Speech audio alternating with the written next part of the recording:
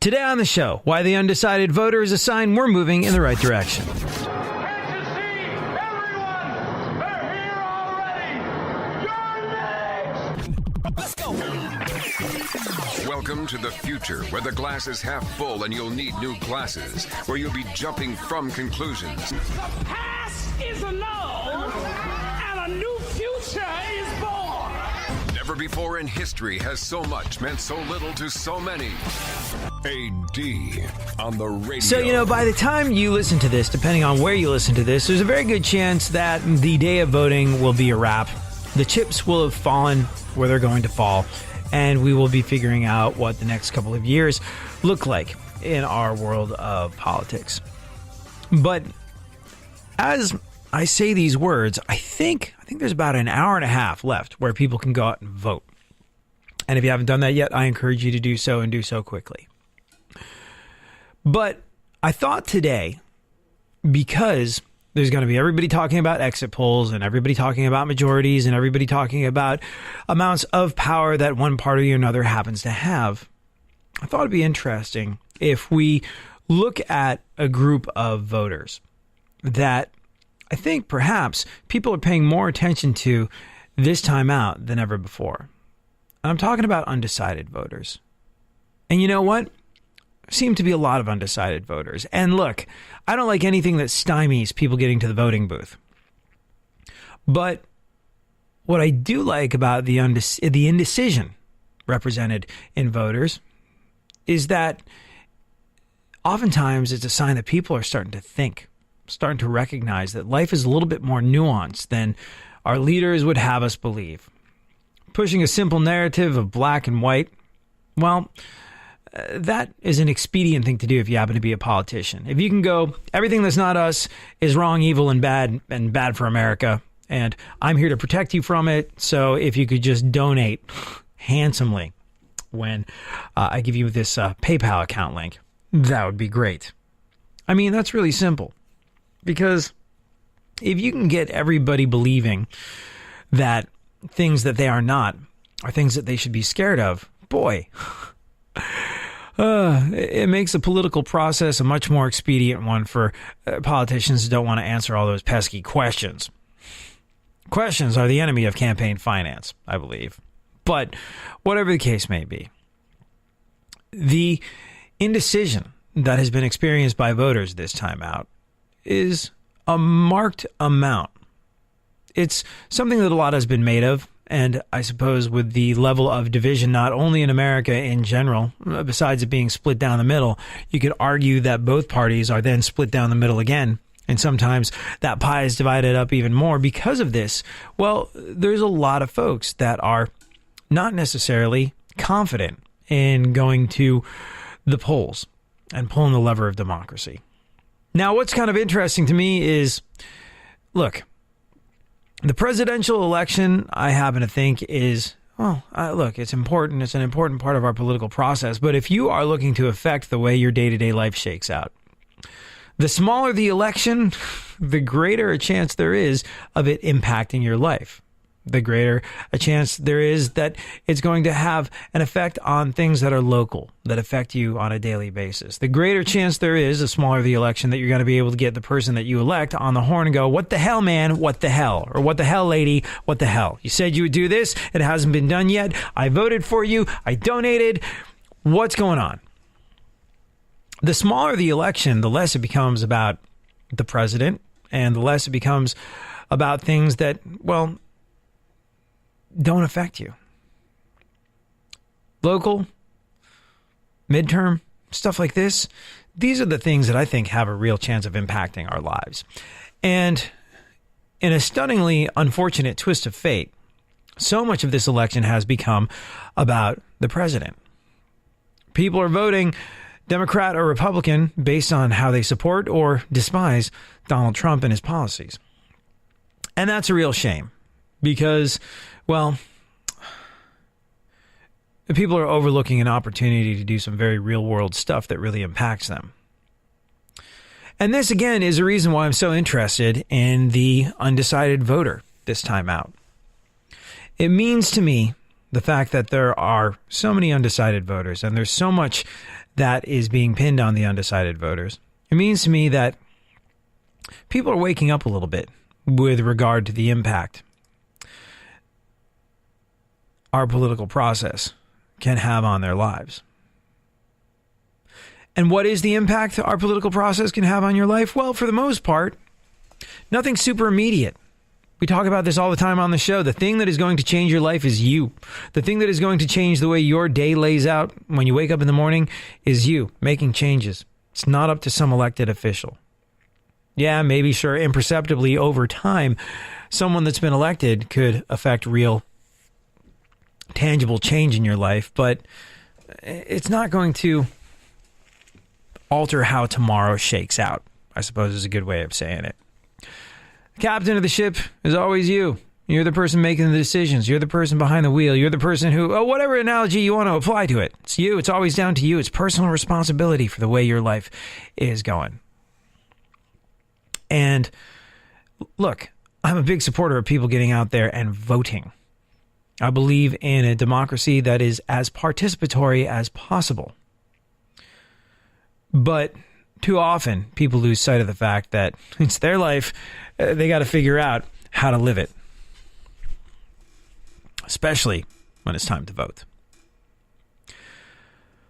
But the indecision has, like I said, really kind of captured my imagination, because it means that people aren't the more people are undecided, the less people are buying into a simple narrative for simple folks and simple minds. And I appreciate that. And look, like I said, by the time you listen to this, there's a very good chance the election will be over and done with, depending on where you are listening to the show. And we'll be trying to kind of figure out how the future is going to shake out. But in the now and tomorrow, the level of indecision, as much as I don't want it to stop people from pulling that lever of democracy, is something that I'm kind of into. Because, like I said, it means people are thinking in a different way. And bearing that in mind, when we get back, I want to share with you a couple of several emails I got from listeners who were undecided. I picked out two humdingers. One from a lifelong Republican, one from a lifelong Democrat. And I think it's very interesting to examine these and figure out where we are as Americans. Because you know what? These emails that I'm going to read you, they give me a lot of hope. Real radio. 104.1.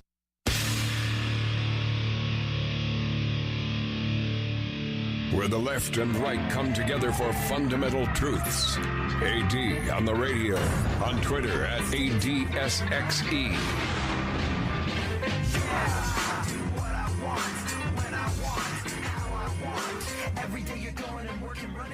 So like you and I were saying, the undecided voter, kind of a big deal this time out. And look, I'm sort of a fan of the idea of the undecided voter, not because I want people to be stymied out of making their way to the polling booth, but because, well, indecision means people are thinking. People are trying to make up their minds. And I don't like the idea of people not voting because of indecision. I don't like paralysis through analysis, but I do like people recognizing the fact that life is not necessarily as simple and as easily laid out as our leaders who are trying to encourage us to vote one way or another, because that's the right thing to do, the end, would have us believe. So I thought I would read a couple of emails that I've got this past week just gone by in the run-up to the election. And by the way, if you want to weigh in, at ADSXE is where you can find me on Twitter and Instagram, or you can email me, ad@iheartradio.com. But for the sake of the people, because I did not get a chance to ask them their permission before I read these on the air, I'm going to leave their names out. But I really like this one. Dear AD, I'm very curious to know how you're voting. You're pretty tight-lipped about your political leanings, and I appreciate that you do a show that brings people together rather than take sides. That's one of the reasons why I listen. You don't want to alienate half your audience, but I'd love to know, you can answer me privately, if not on the air, how you're voting. Because as a lifelong registered Republican and conservative, I find myself confused for the first time in many voting cycles. I believe it is our civic obligation to vote. I believe if you don't vote, you can't complain. But this election has become all about Trump and the balance of his power. As a woman, I have a very hard time supporting anything he does. You know, this is actually, okay, this is not an uncommon thing. Look, Donald Trump and the relationship he's had with females is obviously not a healthy one. Ever since the infamous Billy Bush tape hit the airwaves, still didn't stop him getting elected, but it made a lot of conservative women go, well, this is a bit of a Sophie's choice, isn't it? Anyways, what you're talking about here is not an uncommon thing. But she continues, as a woman, I have a very hard time supporting anything Donald Trump does. As a dyed-in-the-wool conservative, I'm not likely to vote Democrat. In fact, I can't imagine doing that ever. But the midterms were going to be a break from all things Trump, and they've become about him. As a woman, he is a man I cannot support. I'm undecided. Interesting, right? And I suppose I wanted to read you these emails because, like I said, they present people thinking about a less black and white picture. And I get it. You're a conservative. You are a conservative. That has probably been a lifelong conservative, it says here in the email. It's something that's been ingrained in you for as long as you've been voting. That's tough conditioning to break. It really is. And you feel this is the tough part. This is the Sophie's choice for a lot of people. And by the way, we kind of went through this during the presidential election. I knew conservatives who were like, I can't bring myself to vote for a Dem, but Donald Trump is not my kind of guy. I don't want to waste a vote. And I think Donald Trump is just going to be a meaningless figurehead. And ultimately, he's going to push conservative policies and agendas. And, I'm in favor of that. But voting for a man that has said and done the ridiculous things that he's said and done, what's a person supposed to do? It's a tough one. And on the other side of the equation, I knew lifelong Democrat types that went, Hillary really effed Bernie Sanders over. Not only that, based on what we know about her emails, there's every reason why she should perhaps face criminal charges, why she should be indicted. Yet I'm going to vote for someone who I think probably deserves to be indicted because I can't bring myself to vote for Donald Trump. And I don't want to waste my vote.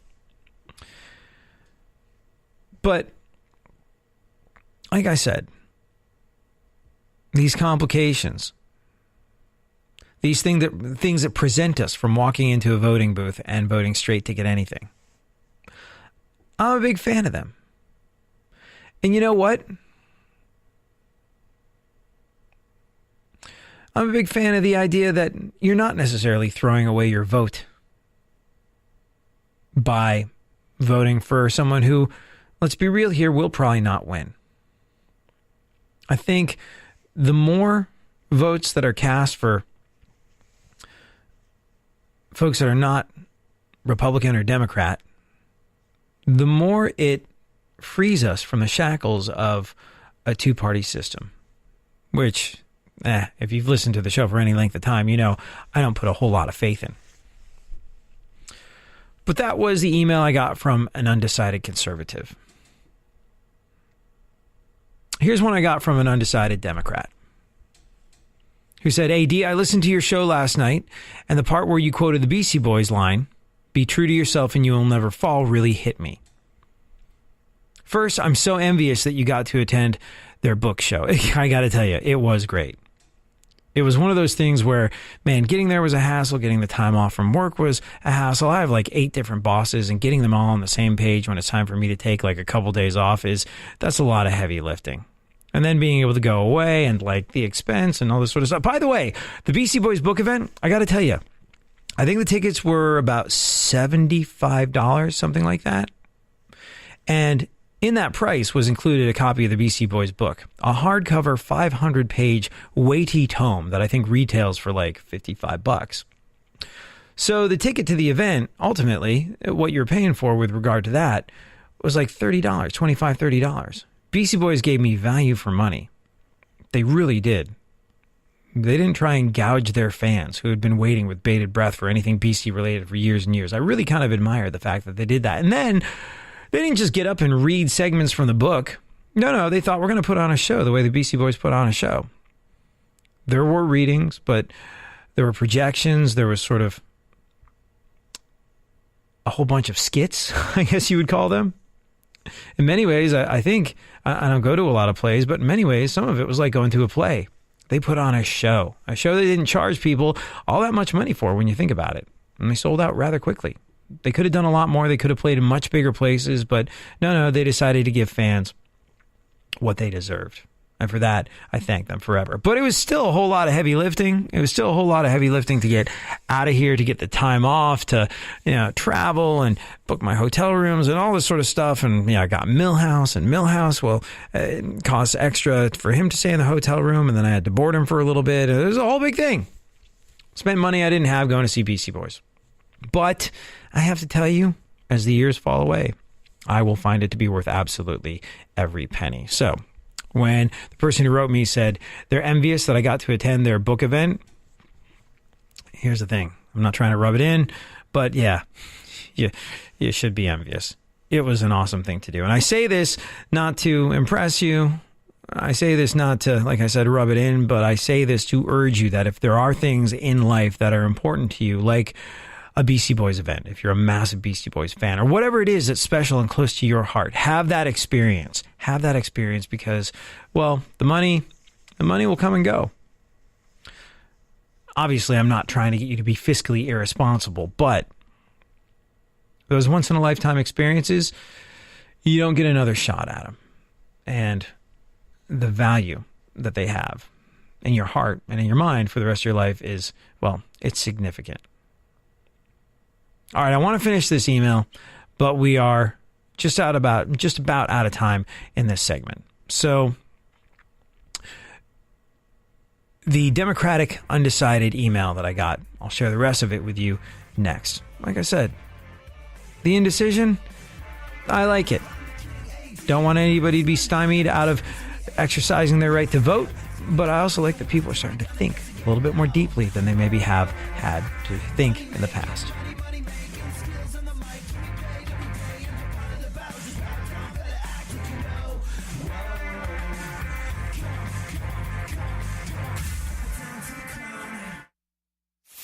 For more stimulation and less irritation, 9 out of 10 doctors choose KPRC AM 950, Houston's more stimulating talk radio.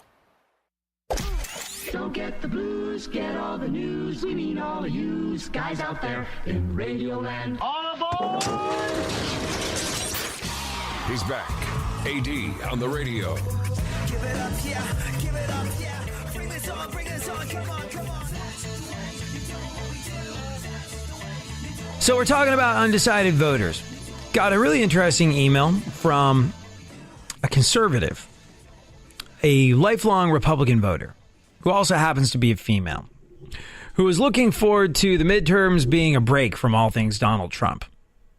But what we've seen over the last week is that, well, Donald Trump did what Donald Trump manages to do, and he made this all about him and his balance of power. So President Trump has factored into how people are voting in a way that is not necessarily unprecedented, but rare when it comes to midterms. In that, it all becomes about either being for him or against him. You're either voting in the midterms to take away some of his power, or you are voting to preserve his power, give him more power, whatever the case may be. Donald Trump has managed to make it all about him.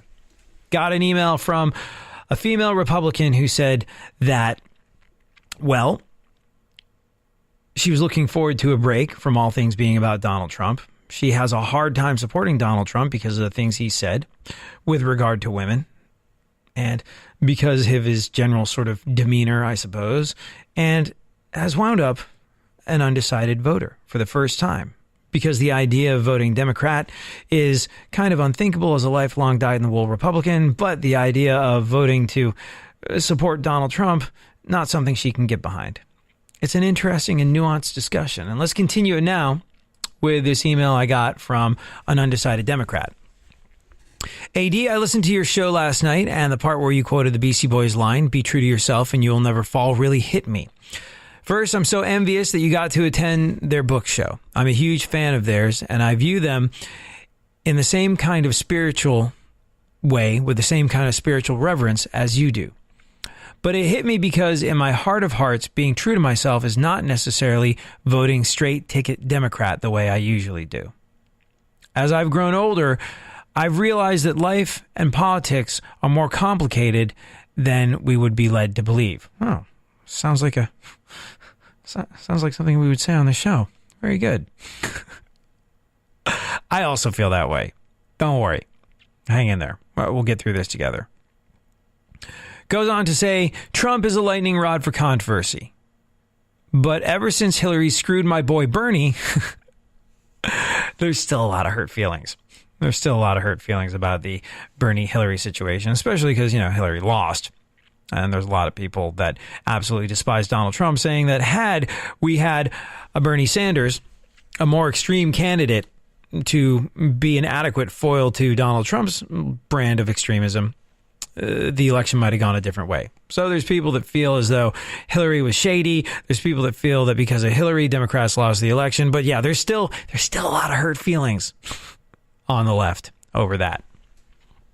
Anyways, where were we? Trump is a lightning rod for controversy, but ever since Hillary screwed my boy Bernie out of the presidential nomination, my trust in my own party is seriously damaged. And you know what? I can totally understand why, and you're not alone. You're not alone. Levels of knowledge with regard to what is going on that I hope I never get to. Because if I do, there's probably going to be some sort of target on my back as a broadcaster.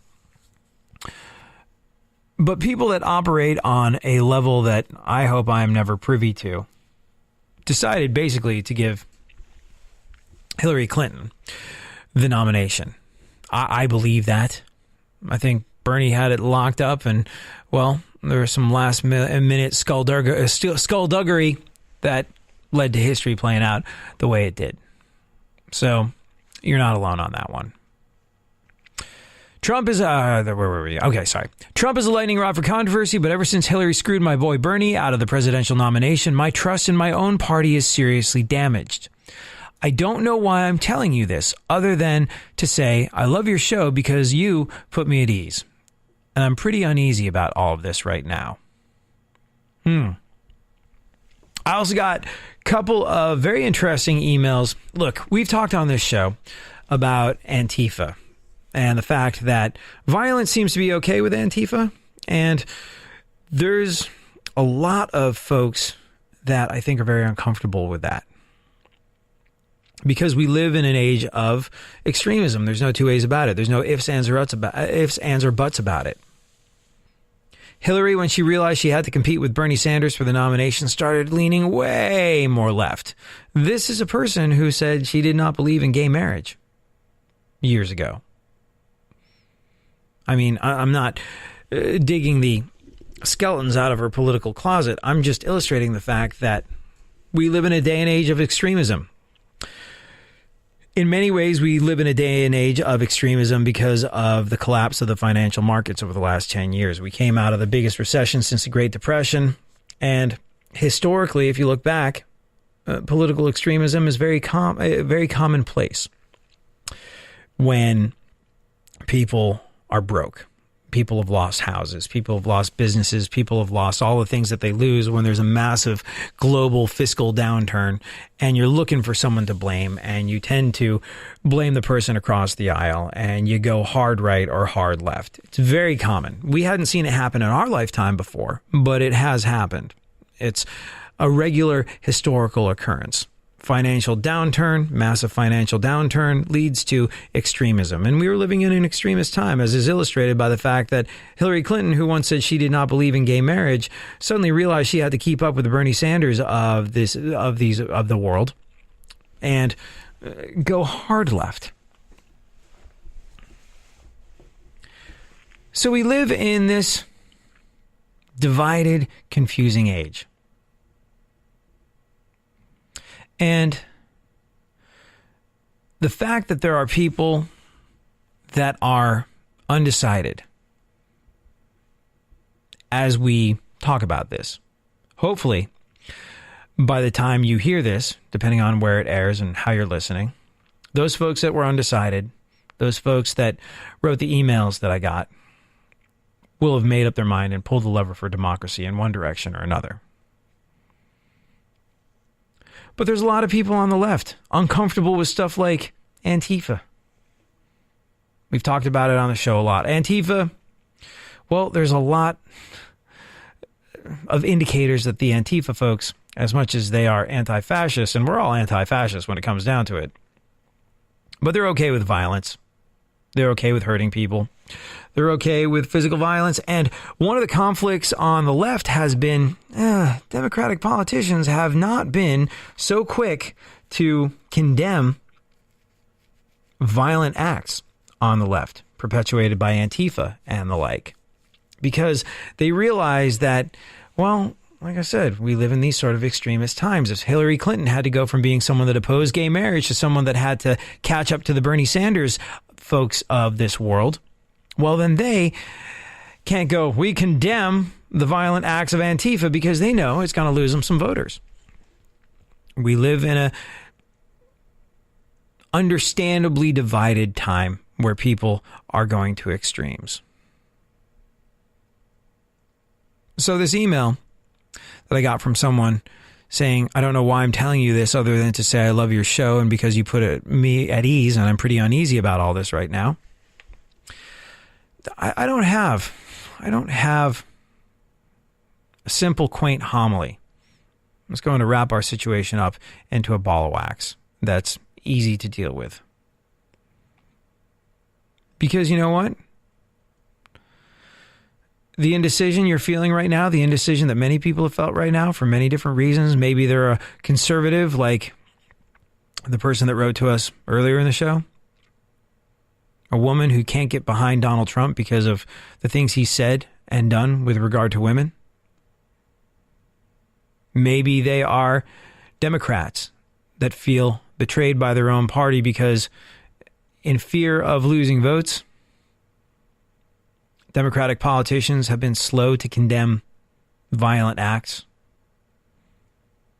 Maybe they feel a lack of trust in their own party because of how Bernie Sanders and his situation played out. The one piece of comfort I could offer you, though, is that it is worth digging a little deeper and divorcing yourself from the easily definable labels of Republican and Democrat. We see over and over again, every single day, that there are not two parties. There are numerous divisions within these parties. And as this becomes more and more clear, the labels that we assign to these things are less and less meaningful. And that indecision that so many people are feeling is interesting. Because for the first time in a very long time, I think people are willing to vote for a person as opposed to a party. And in my mind, this indecision that would lead to that sort of thing, that's progress, my friend. So if you're undecided, congratulations.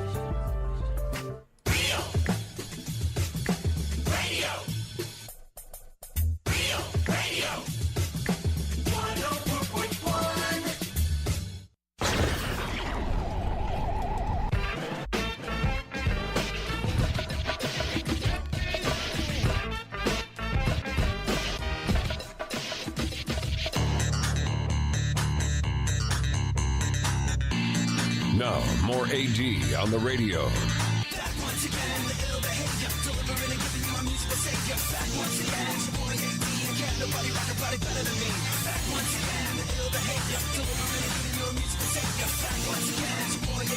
Thanksgiving dinner in a can? Yes. And because you and I tackle big and important issues on this show, you and I will discuss exactly how you can get Thanksgiving dinner in a can a little later on in the show after we delve into the news. Right now, though, as you and I have been talking about over the last couple of weeks, a big part of the reason that we're experiencing historically high levels of division in America is because we're coming out of a historically significant economic downturn. History will show us over and over again that as much as people in this day and age go, I don't remember America ever being so divided. I remember back in the day you felt like you were on the same team. I remember back in the day that even if they weren't the person that you voted for, you respected the office of the president. And neamer. We've all been saying these things. But if you dig back a little deeper, go back further than our lifetime, history will show over and over again that extremism is something that we get after every massive economic downturn. And we're coming out of the biggest depression, the biggest recession since the Great Depression. I mean, that was 10 years ago, but we're still in recovery and people are still looking around for people to blame.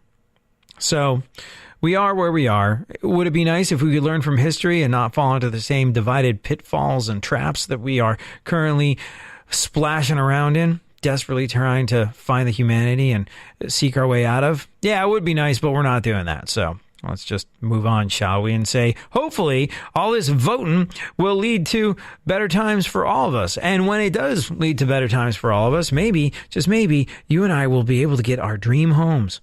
Thinking about my future, start thinking about my dream house. Gosh, can't wait. Everybody's got a dream house. And it can be anything you want, dreamers. Anything.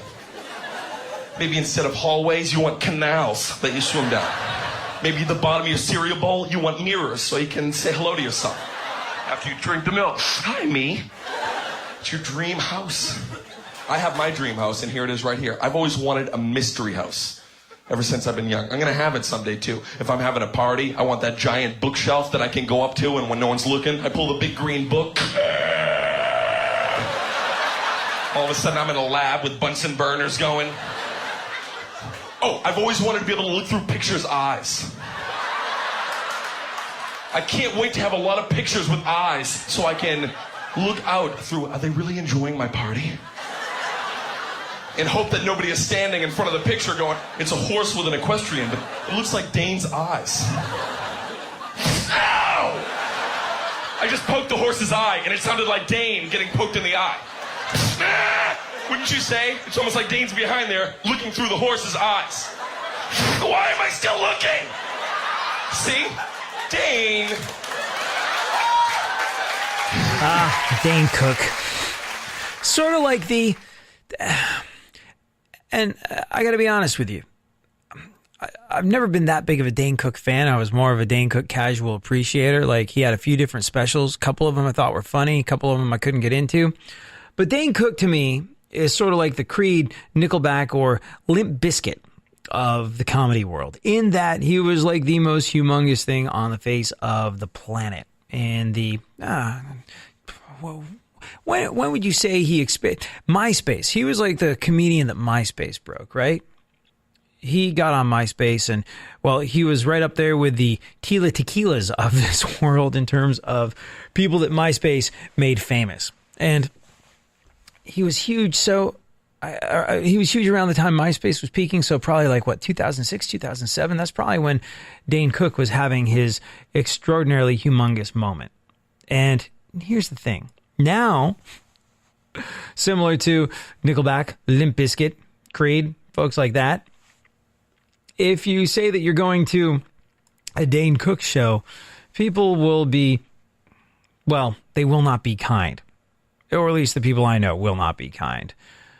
But bottom line, someone's still buying those tickets and t-shirts and compact discs. Like, you go see Nickelback play, there's a lot of people buying a lot of tickets to fill a lot of seats still. But you'd be hard pressed to find anybody that was a flag-waving Nickelback fan. I saw Scott Stapp of Creed play a little while ago. There are folks singing along to every word, loving every second of it. And I was never a Creed fan, but I got to tell you, that guy was in fine voice. He nailed all the stuff.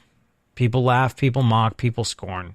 But ultimately, these are all musical artists that bring people a certain amount of joy and happiness. And, well, who are we to judge?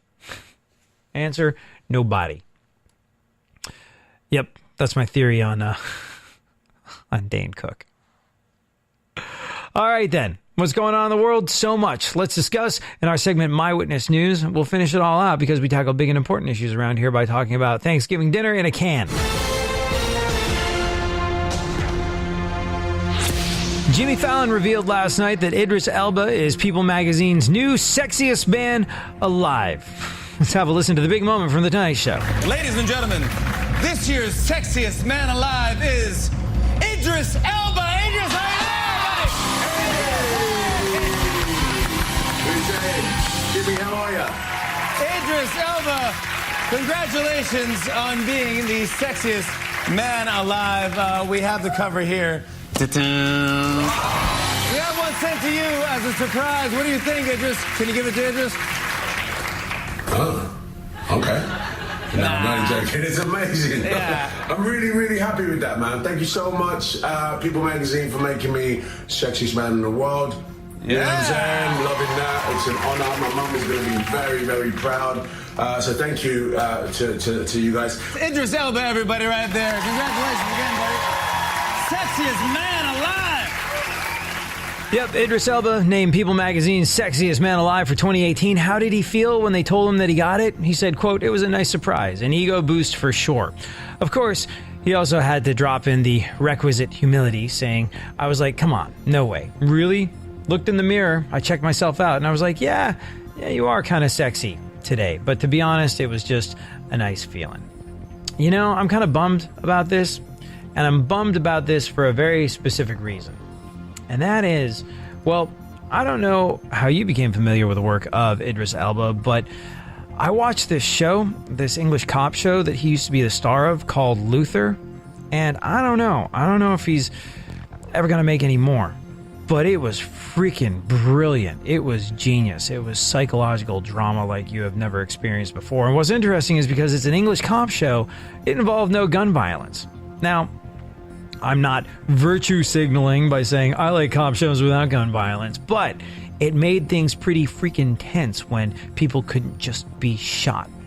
It really made them, the couple seasons of Luther, true psychological thrillers. And man, was he good in it. And man, if he's the type of A-lister that is now voted things like sexiest man alive, I'm guessing that means we're never going to get another season of Luther. And that kind of sucks. If you haven't seen Luther, please do yourself a favor, check it out. I think all the seasons are on Netflix. It's really, really, really, really good. Anyways, congratulations to Idris Elba, the sexiest man alive. He's like a little older, right?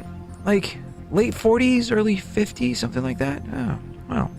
Good to know there is life in the old dog yet. And by the old dog, I mean the future of, well, let's be real here. I was just trying to make myself feel better about the fact that the hands of time can't be stopped. If the oldest man alive can be Idris Elba, I was thinking that it's not like I'm ever going to be voted sexiest man alive, but it means like everything's not completely 100 million% downhill. That said, I'm sure Idris Elba, when he was my age, looked a darn sight more attractive. All right, I think we're almost out of time, so let's you and I discuss Thanksgiving dinner in a can, shall we? I'm actually all in favor of this. I'm not sure how good your memory is for the ups and downs of the potato chip industry, but mine is weirdly next level. So I remember last year, Pringles made chips with different Thanksgiving dinner flavors, but just as a test. They weren't for sale. So I'm happy to say the test must have gone well because this year they're actually selling them. You can get a pack of 3 flavors, turkey stuffing and pumpkin pie, for $15 at kelloggstore.com. I've already ordered mine. Get yours so we can talk about how they tasted. Thank you so much. Have an awesome night.